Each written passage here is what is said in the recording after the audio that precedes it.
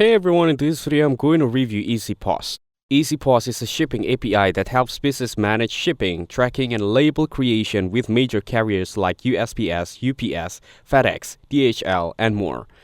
It's designed for e-commerce sites, apps, and platforms that need to automate their shipping process. Setting it up is pretty straightforward for developers. You sign up, get your API key, and connect it with your store or app. It supports features like real-time shipping rates, address verification, label generation, and tracking updates.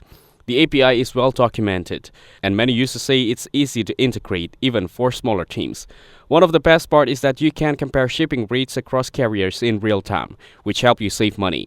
It also offers insurance options, customs forms for international shipping, and webhook notifications to keep customers updated.